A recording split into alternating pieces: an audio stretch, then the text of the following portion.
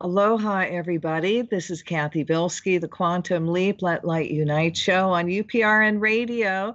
And this is June 1st, 2018. And I've got a very special guest on tonight, and Mary Olson with then the NIRS, and that's Nuclear Information Resources Service.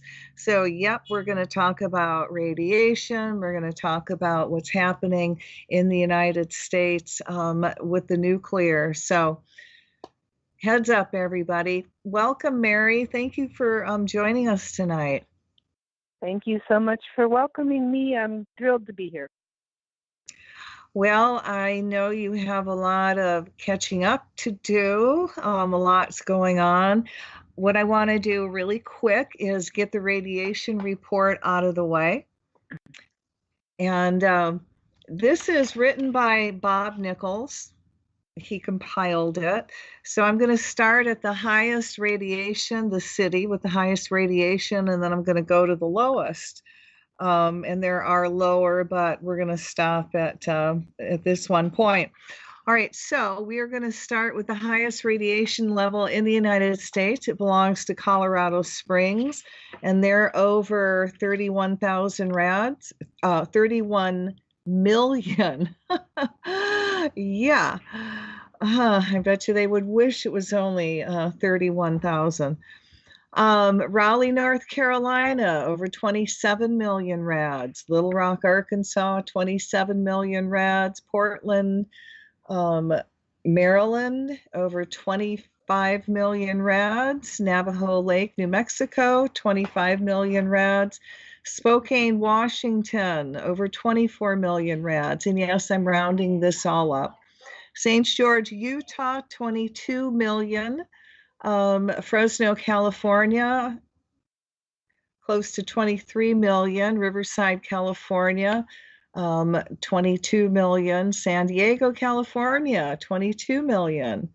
Worcester, Massachusetts, 22 million. Atlanta, Georgia, 22 million. Denver, Colorado, 21 million. Los Angeles, California, 21 million. Tucson, Arizona, 22 million. Boston, Massachusetts, 21 million. Phoenix, Arizona, 21 million. Idaho Falls, Idaho, 20 million. San Bernardino, California, over 20 million. Grand Junction, Colorado, over 19 million. Casper, Wyoming, over 18 million. Yuma, Arizona, over 18 million. Concord, New Hampshire, over 18 million. El Paso, Texas, over 18 million. And Bakersfield, California, over 18 million. Now, he also said that the maximum safe level in the United States is like at close to 4 million. And I'm again rounding off that figure. And then, you can go lower, but that's all I'm going to give you, the radiation list. And those are the top 25 most nuked cities in the country. And then, of course, at the bottom of the list, for some reason, is Alaska and Washington, D.C. I don't know what they're doing, but I wish they would share it with the rest of us. So, welcome, Mary. What do you think about that? Well, Cathy, I listened to the order of the places, and I think as a relative listing, it makes sense to me. But without seeing the document, I'm deeply confused by the numbers and the units. So I'm just going to say that I can't comment on the numbers or the units, but my knowledge supports the relative order of what's the highest and all that. I could give narrative as to why those places are higher or lower. So let's just leave the units aside, because everybody who does monitoring understands that every instrument is different, except for an incredible thing that's occurred, which is a bunch of hackers got together and decided to make a fleet of instruments with the same calibration. And so we actually have a new generation who are working together. There's criticism of them, of course, always, but the SafeCast fleet is the first bunch of monitors that are actually compatible with each other and are being uploaded onto Google Earth as people do the measurements. It's a great crowdsource resource for everybody, safecast.net online. So anyway, I can't comment on the units or what they mean because it doesn't make sense to me. Well, let me ask you a question. When you're saying, you know, the way it was laid out, it made sense to you. Why would Colorado Springs be so high? There's a history in Colorado where a lot of uranium was mined. There's uranium in other parts of the country, but in Colorado in particular, the leftovers from the mining and from the processing, which is a step called milling, were used as foundation material for building. And they had to vacate a bunch of housing projects because they said, oh my God, people are living here 24/7 and children and blah, blah, blah. But they continued to allow it to be the foundation of shopping malls and parking lots. And they justified it with the idea that somebody was walking across the parking lot at a certain rate. But this is natural uranium leftovers. It's not like purified uranium with only alpha emissions. This is thorium and radium and all of the various people. Some people listening understand that radioactivity is a very strange thing, that the element becomes different elements over time. That's what we call the half-life and the decay. So there's like 37, I'm probably rounding myself there, but 30 some steps between uranium at the top and lead at the bottom. And uranium's not that penetrating a radiation source, but many of its quote unquote daughters, do you believe that? They call them daughters. We try to call them progeny because why should it be daughters? Anyway, are highly radioactive, high gamma emitters. And so in sections of Colorado, this big mistake was made to use this leftovers from uranium mining that's so highly radioactive for construction. And it was stupid and really criminal that they didn't just tear it all out. Wow, I'm blown away. We're going to step back a little bit. And can you explain to me and everybody that's listening what Nuclear Information and Resource Services do? Sure. We were founded in the year before 3 Mile Island happened, which is the U.S. meltdown in Harrisburg, Pennsylvania. That happened in '79, and Nuclear Information and Resource Service is celebrating its 40th year. We were founded by activists of many different varieties. Some were in the streets kind of activists, peacefully, but demonstrating and laying down encampments around nuclear plants, that kind of thing. And others were litigators going to court, and others were legislators trying to change laws. And all of them came together and said, we need an office in Washington, D.C. And so they raised money and they founded Nuclear Information and Resource Service to be their national office, if you will. Now, I escaped after 8 years on Capitol Hill as a lobbyist myself, working on radioactive waste policy for our community. But we remain a clearinghouse for activists nationwide who are concerned about nuclear energy and working for a non-nuclear energy policy. That's what our little tagline is. We're very much in favor of renewable sources. First and foremost, let's not waste energy. If you're making it, let's use it really carefully.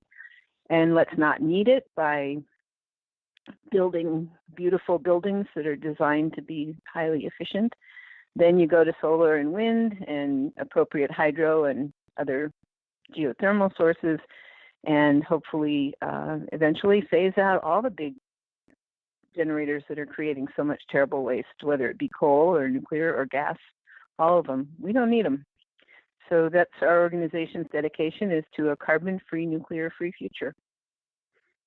Wow, I think that's really awesome, and that's why I invited you on. So let's jump into the world of Trump. And before we went on air, you were mentioning something about Trump. Do you want to explain?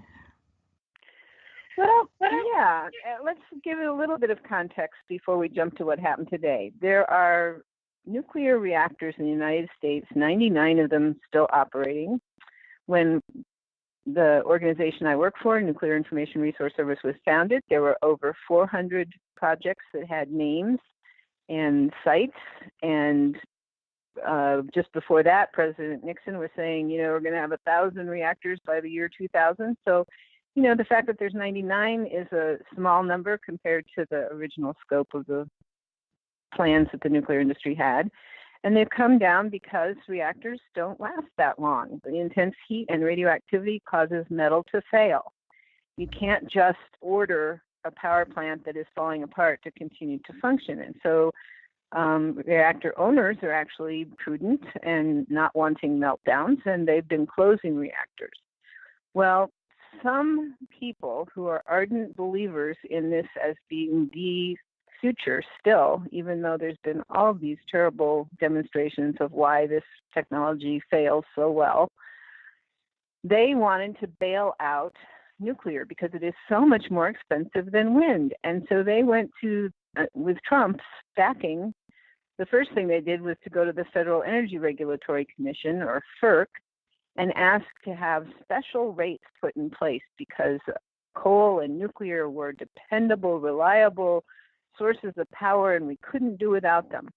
Well, this had been completely disproven by many experts from many different backgrounds. And the guys who were at the Federal Energy Regulatory Commission, who were appointed by Trump, turned this proposal down. They said, no, we don't need coal and nuclear, and they're way more expensive than the newer sources that are coming online. And no, we're not going to give this special rate to bail them out. So today, or rather June 1st, Trump ordered the Secretary of Energy to intervene with a special fund. I don't know where they're getting the money. I haven't figured that out yet, but they are proposing a special fund to buy energy from the nuclear plants and the coal plants that were already slated for closure by their owners, to buy power from those sources to keep them online, to create a quote-unquote national energy strategic reserve. And this is another case of blatant, absolute ignorance. You cannot reserve electric power. It doesn't work that way. You can't build it up like corn or wheat, or, we have strategic reserves of cheese, for God's sakes, but you can't do that with electric power. It's in the instant. You make it, it's there, it's gone. You can't build it up. I mean, it's just absolutely ludicrous, and it's dangerous. It's absolutely dangerous. These are facilities that their owners determined should close. There's no basis for this. Yeah, sometimes when I talk with you, I feel like, we should be doing a Halloween show. I know. I always say I have a T-shirt on. It says "Bad News Bears," and all I can tell you is that I got so depressed this year that I got myself a puppy, and I'm 60. And what business do I have having a puppy? I just needed embodied hope, Yeah, I understand. I got a bird. Go figure. Yeah. So, well, let's jump to what the Transportation Department wants to do with nuclear waste cross country. Well, actually, it's the same guy who was ordered to keep these coal and nuclear plants going. His name is Rick Perry. Do you remember when he was a candidate for president and he was in a debate and he was talking about all these agencies he was going to close? Well, one of them was the agency he's now the secretary of, the Department of Energy. And he couldn't even come up with the name during the debate. So he's the guy who is really pushing this new policy to set up temporary, we call them parking lot dumps, but that's not really accurate enough. They're like, it's just like a big slab of concrete with a chain link fence around it, some lights, some alarms, 2 guards, and like a quarter of the nation's highly radioactive waste would be parked on that thing, all sitting there out in the open. And they want to put them on trucks and trains. And these are not special trucks or special trains. They're the same tracks that all the other freight moves on. They're the interstate highways that we use. And if you study the map and look at the country, these routes don't just go through barren areas, not that that's justified to irradiate, because there's life everywhere. But fact is, our commerce travels from city to city. And so name a major city in the United States, and there's going to be highly radioactive waste rolling either on a truck or a train or going by on a barge and being offloaded in their port. There's the Dakotas that you can count out. There's the state of Delaware you can count out. There's the state of Rhode Island, I believe, doesn't have a route. But just about every other state has these transportation routes that would be taken. And they were first identified on maps in terms of taking the waste to the proposed Yucca Mountain site in Nevada. But now, thanks to the Department of Energy wanting to get this waste moving and Yucca not being open, it's a below ground dump that was never created. And President Obama said it was unworkable and took it off the table. The people of Nevada have opposed it for decades. The Shoshone Nation, whose lands it truly is, oppose it. So Yucca's not happening. So they've created this idea of these parking lot dumps, one in Texas and one in New Mexico, about 20 miles from each other. And it's desert, but there's a whole bunch of reasons why this is a bad idea, not the least of which is running over, oh, I forgot. There's no routes in Hawaii, and there's no routes in Alaska. Okay, we can take them off the table too. But Atlanta and St. Louis and Chicago and, Dallas and Houston and Albuquerque and all these major cities would have this stuff that even a teeny tiny release, even like, there'd be like tons in these containers, and even like one cup, literally like in your kitchen, 8 ounces, could cause just huge amounts of damage if it was particles that traveled off of an accident site in, it's not flammable, but the diesel fuel could carry those particles. And it could cause untold amount of suffering and economic loss to any area where that happens. So it's a stupid idea, because either it's going to be de facto permanent sitting there out in the open in these containers that are really only good for 20 to 40 years, or they're going to have to move it a second time. Take your pick. And you think they're going to mark the truck saying nuclear material that we're moving? Do you know what? They won't have to, because these containers are going to be so huge and everybody's going to know what they look like. And honestly, they're going to be really bad targets for any malicious actor. I mean, I don't like to go there because I don't want to be in the picture of having something like that happen. But the honest truth is that the National Academy of Science did a whole report on the transportation of this waste. In the first paragraph, they said, we are not considering security and it should be considered. We're only looking at the technical safety factors. And so, their first paragraph was, this is the issue and we're not dealing with it. And these are going to be enormous containers. You're not going to be able to hide them. They're going to be thermally hot. You can't enclose them or else they'll overheat. The drivers are barely going to make it to have their jobs without exceeding the annual limit for radiation workers. And the public is going to be constantly irradiated because the gamma rays come through the side of the containers. My sister was the one who coined the line, they're going down the road like an X-ray machine in the on position. You can't turn them off.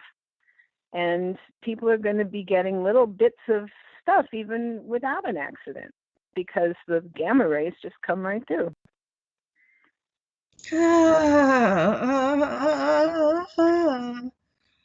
This intersects with the work I'm doing more focus on today of the differences between male bodies and female bodies. So like in the mountains where I live in North Carolina, there'll be a mudslide or a rock fall, or maybe, a big truck will be going too fast around a curve and jackknife.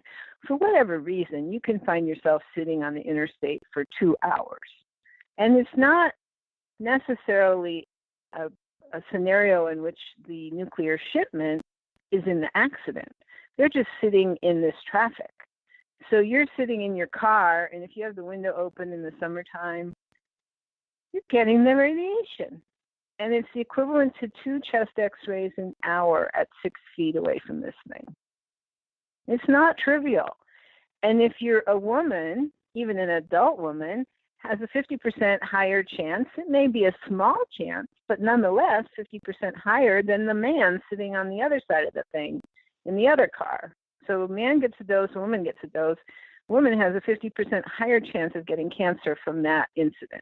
Now, I'm not saying it will happen, but when you start shipping tens of thousands of containers over a 20-year period across a nation with, hundreds of millions of people living here, or however many, 20 million, 30 million, I've lost track. Our population is in the tens of millions. And so when you start exposing large numbers of people to many incidences of these small additional amounts of radiation, you are going to get cancer, and women are going to be more impacted. And when you talk about the children, it's even worse. So I definitely have devoted myself to keeping the waste where it is until we will move it one time to a scientifically credible, socially, morally fit plan. And we don't have one yet. So we're working on making better storage at the sites where it is. Are they sending or still planning on allowing it to happen to take shipments from Canada and move it down south? I wish I could tell you an actual update on that. What we found out was that there was a problem. They did at least one shipment, and the information was leaked that the container had a problem, and that there was not a leak of radioactivity completely out, but that the inner container leaked into an outer container. And we don't know if they solved that problem, and we don't know if they resumed shipments. So we do know that they did ship at least one shipment, and that with at least one shipment there was a problem. And beyond that, they are not required to tell the public, and we don't know. Those ones are being shipped in. They look like containers from a big ship. Those metal, like a mat, boxes. Yeah, Matson container. Yeah. Yeah, that's what those look like. And I don't even know if they're placarded. They should be, but I don't honestly know. Oh, well, this is just one exciting evening. How do you feel about the government, and I guess that's good old Rick Perry, allowing, or even, thinking about allowing, taking nuclear material and making things out of it, putting into forks, knives, spoons, kids' bikes, the handles, kitchenware, things that we would use all the time? Well, now you are finding the issue that brought me into this work a very long time ago. I took my job with Nuclear Information and Resource Service in 1991, 27 years ago. And the reason I ended up doing that was because I heard about what was called at that time below regulatory concern.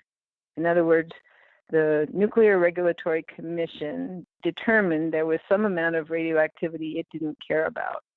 And it was just going to decide to do exactly what you've just described by allowing it to be effectively not radioactive, even though it is. And that policy came to my attention, and it hit home for me because I had been a worker in a research lab where somebody was sloppy, and I was using something that was heavily contaminated without knowing it, cannot see radioactivity, cannot smell it, it's invisible, but it's still there, and I, in fact, was affected by it. And so I had taken a period of time to recover, and I still don't know who put me on the mailing list of Nuclear Information and Resource Service, but I started getting these envelopes. And after I had 3 of them, I thought, I should open these and figure out what this is. And I opened them, and here was the word about this below regulatory concern. And it completely flipped me out, because the thing that was contaminated in the lab was just a little plastic petri dish about 2 inches across. And someone in the lab had used it with a highly radioactive beta emitter like 4 days before they gave it to me to use. And it wasn't marked, and I didn't know it was hot. And so it occurred to me on hearing about this clearance, is what they call it today, clearance, or very, very low level waste is a new name as well. It occurred to me that what happened to me in the lab might happen to someone in a Kmart store, because they were going to allow averaging. And if you allow averaging, that means that you can have something as hot as what I had, as long as it's balanced out by a bunch of other stuff that's not very radioactive at all. And it really got under my skin, and I ended up volunteering first and then being hired. And we all worked so hard that Daddy Bush's Energy Policy Act of 1994 Congress directed the Nuclear Regulatory Commission to revoke the below regulatory concern policy. It was our first victory that I was part of. The organization had many before I joined, but that's the first one I was part of. And we've had many since. So the fact that they're coming back, it's almost 30 years later. And I think my coworker and I can be very proud that we've held that line, and we're continuing to do so. And we need everybody to speak up, because what I've been talking about, little girls are twice as likely, if they're exposed to radiation in their childhood, they're twice as likely as little boys to develop a cancer later in their life. So it's not childhood cancer, it's all across their lives, twice as likely if they're exposed as little children. And when compared to the men upon whom the regulators base every single regulation, those little girls' rate of suffering cancer is 10 times higher. And again, it's not cancer when they're little girls, it's radiation exposure when they're little girls, leading to cancer across their lifetimes. 10 times more than the regulators. Excuse me, I slipped there, Cathy. I called them radiators. Well, no, they're regulators. And now with this new policy, they're deregulators. And in the past, how we fought that was we got 14 states, I think actually 16 in the end, to pass laws requiring continued regulation of this waste. And that was enough to get Congress to do what they did. So we need an outpouring of people saying, no, this isn't okay. Are we going to have to get a detector, a radiation detector, to go shopping now to make sure that it's, not in our anything that we're going to buy? And I also heard that they're going to do something with food with it. Well, I'll tell you, the interesting thing is that you can get a detector for not very much money that will tell you kind of this compared to that. It's not good enough for real documentation or research, because each one is individually calibrated. So I started off by talking about SafeCast. And the SafeCast crowd have made a kit, and people can buy them on Amazon.com.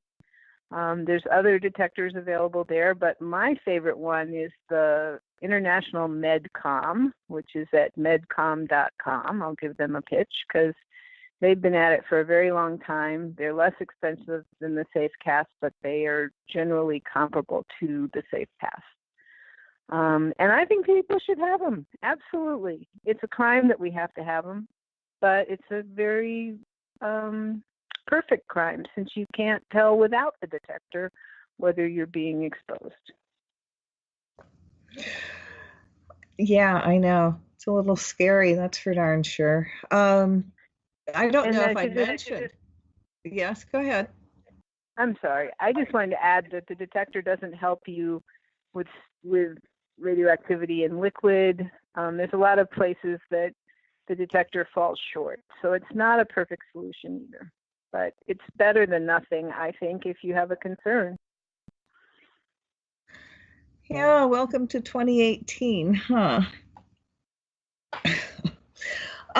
Is it true? And I just want to, what I was going to say was, I don't know if I mentioned to you that I was invited to go to Japan this year for a week to do some teaching. And oh my God, it was a really lovely country. I really love the people over there. And you know, those heated toilet seats? Oh my God. Did you get the ones with music? They're quite complicated, those toilets. I'm so simple that it just, I just sat down and I went, oh my God, it's warm. Oh, and in February, and my friends over in Hawaii, they think I'm a little crazy, but it's like, the closest I'm going to get to a heated toilet is to take my hair dryer to my toilet seat. So, the toilets in Japan are quite variable, but some of them are quite spectacular, yes. what can I say? But after I got back, I literally got sick. And, you go through Tokyo, and first off, it's such a clean city that you don't realize it's the biggest city and it's going to have some form of pollution. You're just Right. not seeing it like you would, India or somewhere like that, or even, some of the big cities in the United States. Um, but yeah, I got slammed for about a month after I got back because, again, we're also flying in very high radiation. And Absolutely. Aviation is a source of a lot of exposure because our atmosphere is a radiation shield from the leftovers of cosmic rays, but there's other cosmic events that send waves of gamma rays and other forms of electromagnetism towards us. And when you're in a plane, you have much less shielding. But there's also the fact that they carry radioactive cargo, and that when you're stuck for that many hours sitting next to somebody who may or may not be undergoing treatments and have radiation in their body, I've had people that I've known who've asked to be reseated because they carry a monitor and they were getting extraordinarily high readings that didn't have anything to do with altitude. But the higher you go, the higher the reading on those detectors. And I generally turn mine off because I don't like to be places where it's reading 600, where on the ground it read 6. And it goes much higher than 600. I wish you could see me. I'm sitting here with my mouth open because it never even dawned on me about sitting to anybody who may actually have the nuclear material in their bodies. I'll tell you, when I'm educating, I honestly don't carry the monitor all the time because there's so many things in life and you just don't know which one's going to be contributing to a long-term risk. And part of it is stress. And so I just don't want to know most of the time. But when I'm out teaching and giving talks, I usually have my monitors there to introduce people to this concept that you can detect radiation. And I'd say about half the time I see elevated readings and I walk around looking for where is it coming from, and generally it's a person. Oh my God. I'm sorry. I'm blown away at that. Wow. Stress tests. Some people have little implanted beads to treat prostate cancer. There's a bunch of different reasons why somebody might be radioactive. And in general, this is relatively low levels, but some procedures you come home from the hospital and you really shouldn't have your spouse in the bed with you, and you really shouldn't hold your grandchild. I mean, this is something that decays away in days and weeks most of the time. If it's an implanted bead, it doesn't decay away. It's with you, 24/7. Wow. Well, should we flip people out a little bit more? Aren't there also some rocks and stones that are slightly radioactive that people use for countertops? Oh, it's called granite. And it's the reason that Congress brags that radiation must be good for you because they think so much of themselves and they're all in granite buildings. But granite is highly variable, and my partner wants to get new countertops and he really wants granite. And I said, well, we're going to take my detector. If we can find one that's low enough, I might agree. But I see absolutely no reason to A, spend the money, and B, expose both of us to ongoing gamma rays, which is what's coming out of that granite. Well, what do you think about a restaurant? And I can name names, but it's well known here in Hawaii, and it's one of the fast food restaurants. And they have probably about 10 granite tables inside, their facilities. Now, for me, the one time that I sat down there to eat with my girlfriend, I started getting sick, and so did she. And as soon as we went outside to be, where they have just plain plastic tables, all our symptoms went away and we were okay. Now, do you think all those tables in such a very, like a small space, would that affect the food that they're making? I definitely think that ongoing exposure to relatively low levels of radiation is something that does produce symptoms that people can, experience. As to whether it's impacting the food, I think it takes a little while, and I would think that the food was moving in and moving out. But if they're storing food there, yeah. And the utensils that they would make with Yeah. it, cook with. Yeah. I mean, it's hard to be, it's a very qualitative set of conjectures because I'm not there, I'm not monitoring it, I don't have data. But I can tell you that when I spent 6 weeks in Japan, the most valuable thing I brought to the people there was my own experience as a radiation survivor of the non-cancer immediate sets of symptoms that went on for about 5 years for me. And I finally realized when I got home that part of why the women were so avid to meet me and talk to me, it finally dawned on me that I was the embodiment of hope for them and their children, because here I was, a woman in my late 50s, having been exposed in my 20s and not dead. We're talking about the hazards of radiation. It is hazardous. I did suffer a lot of health consequences that were similar to what these people who've been exposed by Fukushima Daiichi's meltdowns, I mean, there's a lot of things that are not in the literature because it's sort of like you have radiation sickness or someday you get cancer. And there's nothing in between in the literature. That's not strictly speaking true. Most of the literature that has it is in Russian and Ukrainian.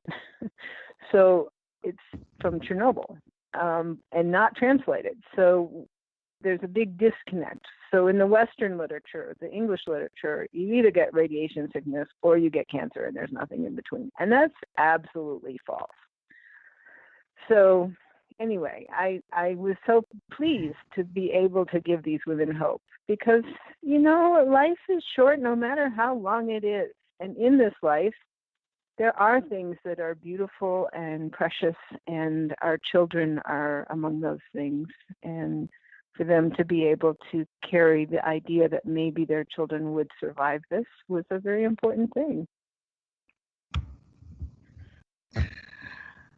Oh, wow. And again, it's like you said that girls and women really absorb radiation more than men do. I don't know what the resistance is.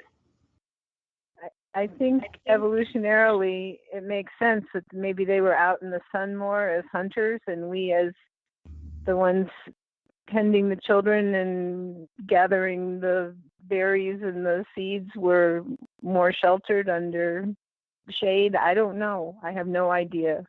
We need to be really intensively researching what this is, why is this, how does it work. My own analysis is just a gender disaggregation of data from the A-bomb survivors. And so it's a big flag pointing in a direction, but we need a lot more information than we have. Why does this happen? We don't know. Oh, maybe we've got more fat in our bodies. Yes, that's one idea. And Dr. Rosalie Bertel, who was my mentor, said maybe it's the hot tissue, the reproductive tissue that is called hot because it's more impacted by radiation exposure. Female bodies have more of that tissue at all ages compared to male bodies because of the mammary, our breasts are bigger and we have a uterus and ovaries, and all of it adds up to more than what's in the male body. A young woman I was teaching in a community college, people who are studying to be radiation techs, and we went into all this, and I asked them to think about it. And she said, well, females hit puberty sooner than males, and so maybe the rate of cell division is higher in girls than in boys, and that's a testable theory. I think it's a brilliant thought, and it's the kind of thing that someone should look at. So we don't know. What's the project you're working on now, giving it most attention to? I'm really moving into this question and figuring out how to channel major funding to researchers, because I don't have those chops. I don't have an institution behind me that does research. We need to have our major institutions take this up, but they aren't going to do it without funding, and the mainstream funders have vested interests behind them keeping the status quo on radiation and on nuclear technology that depends on being able to do stuff like deregulate radioactive waste so that they don't have to put it into dumps that are leaking. So they just want to be able to put it into silverware and baby strollers, you know. So in terms of the major funding for research, there isn't going to be any money to pursue these questions. So my goal is to help channel funding to that. And then I'm working with the communities who are standing up to say no to bad radioactive waste policy. And I have some good news, Cathy. I intervened on 2 new reactors as part of the work I've done in the last 10 years. And just on my birthday, I got an email from the U.S. Nuclear Regulatory Commission stating that the corporation, which is Duke Energy, which had gotten the licenses that I was trying to stop, they received them, but they never started construction. They just were going to put them on the shelf for 20 years and maybe build these reactors. So it's one of those niggling things lingering. Were they going to do it or not? Did I have to stay tuned there? What's going on? Well, I got this email and it said Duke had asked to terminate those licenses. It's done. It's gone. It's by.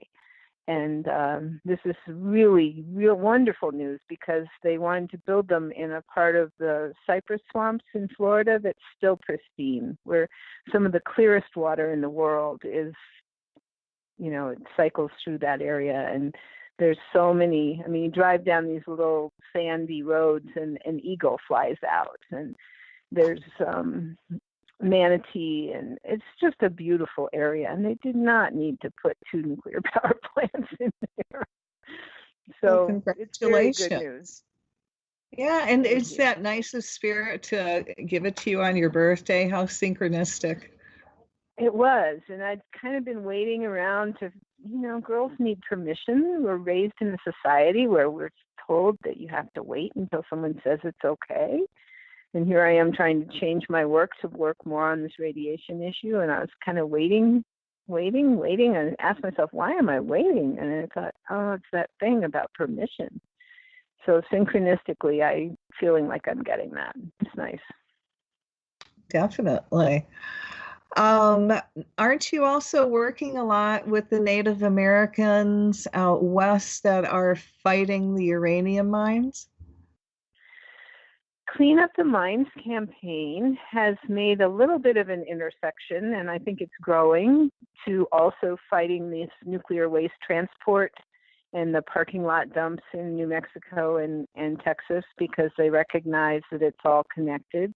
But we have tens of thousands of mines in the United States that have been abandoned, and there's no markers, and what little cleanup's been done is not effective. So it's like that where we started talking about that town in Colorado where there was all that mining material that was made into homes and shopping malls and parking lots and roads. Well, these are just places out in the landscape, and anybody who's hiking or playing or moving through there can get exposed and is leaching into groundwater and contaminating communities' wells. And even public drinking water supplies in the West are being affected by some of these. So it's a huge issue, absolutely huge. And zero has been done by the federal agencies that really should have been taking care of it. Requiring the mines to be closed properly. I mean, there's nothing. You know, that just goes in line with everything else they're doing, which is nothing other than allowing things to happen which really shouldn't be happening. And that's really life affecting. It is, because I want to go back to this part about Trump ordering the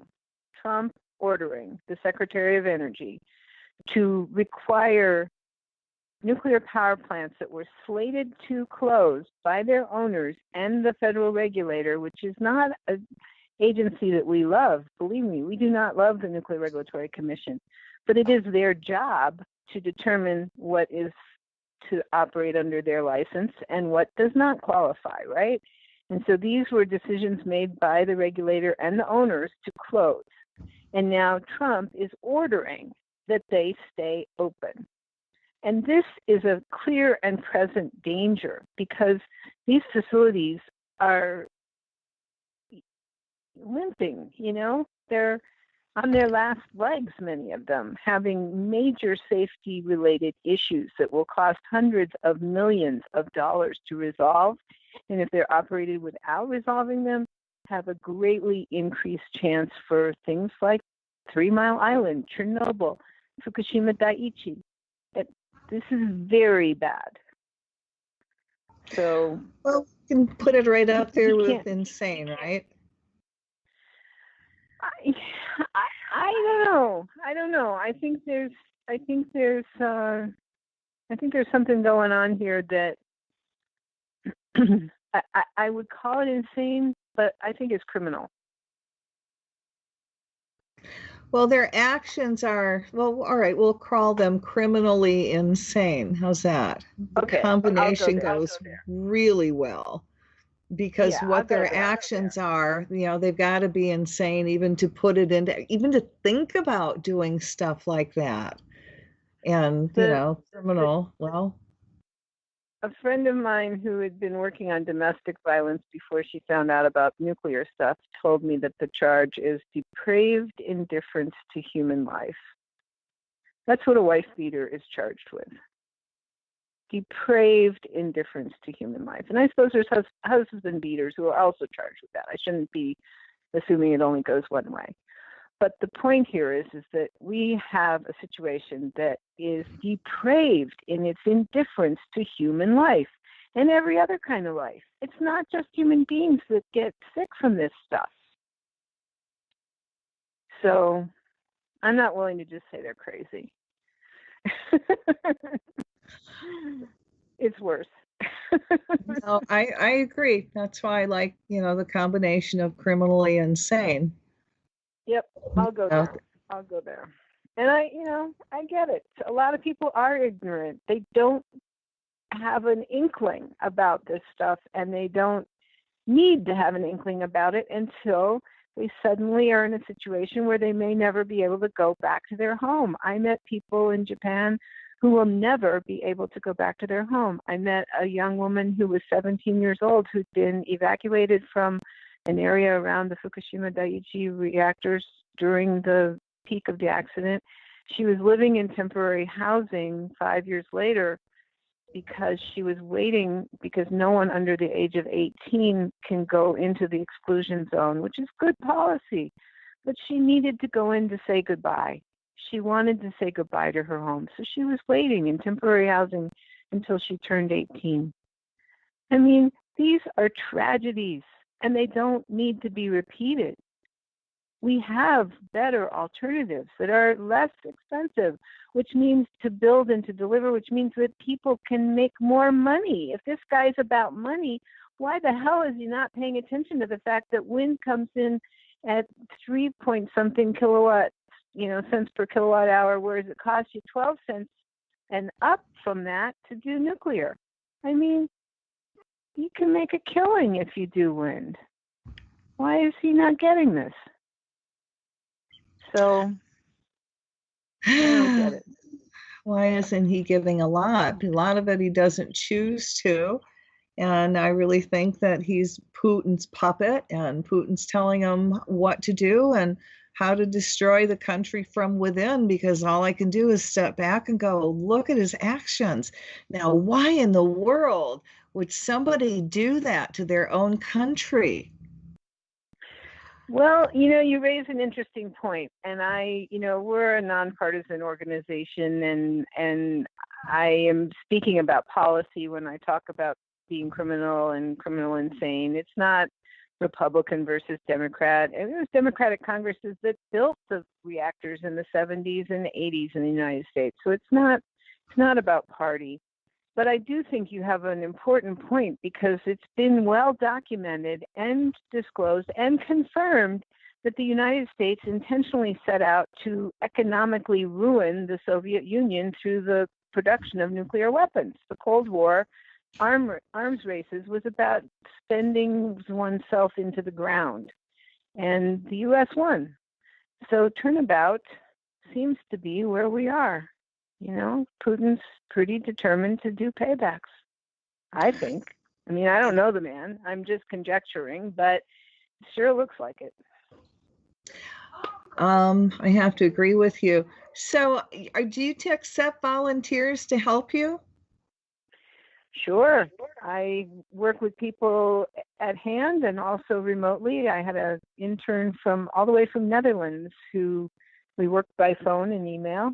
And the home office is in Tacoma Park, Maryland. I work from Asheville, North Carolina, but we have a network of grassroots organizations in all 50 states, and outriding cowboys and cowgirls in those states as well, who aren't necessarily an organization. And so we do a lot of networking and bringing people together. There was just a high-level waste summit in Chicago for activists, and so we do that periodically. And our website is www.nirs.org. And my email is maryo, M-A-R-Y-O, @nirs.org. And the gender work now has a website called genderandradiation.org, which is also www.genderandradiation.org, and the and is A-N-D. So anyway, lots of handles. People can come find us. I don't do Facebook, but for those who do, there is a Nuclear Information and Resource Service Facebook page as well. And we actually have someone who's keeping it up, which is a big improvement over a couple of years ago. I understand that one very well. Well, thank you so much for coming on and helping us catch up on what's new in the nuclear industry. Well, the good news, I'll leave you with, is that 10 years ago, there were 35 new reactors slated. Today, there are 2 of those left under construction, and they're never going to be completed, I don't think. So as much as we've been talking about the downsides, people power really is there and real, and we really did turn back what they called the nuclear renaissance. It became a total fizz. And So all that radioactive waste they would have generated is not going to happen. So I'll leave people with a good note. All right. On that note, thank you very much, Mary, and I hope you'll come back again and do more updates. Happily. Thank you. All right. Aloha, everybody. Have a nice week and have a nice, safe weekend.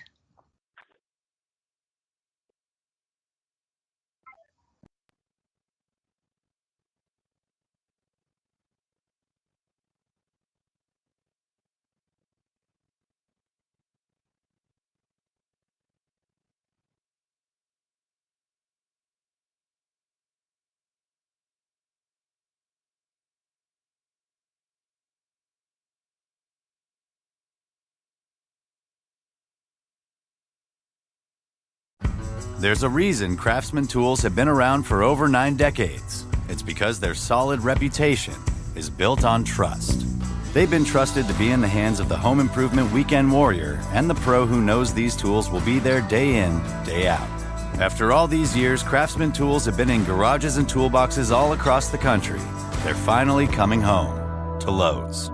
Welcome, Craftsman fixers and doers. For your go-to tool brand, start with Lowe's. Get to Old Navy. Today's the last day to get 50% off all shorts and 50% off all swimwear for the family at Old Navy and OldNavy.com. Hurry, ends tonight. Valid 6/16 to 6/17. Excludes in-store clearance, active shorts, licensed shorts, and licensed swimwear.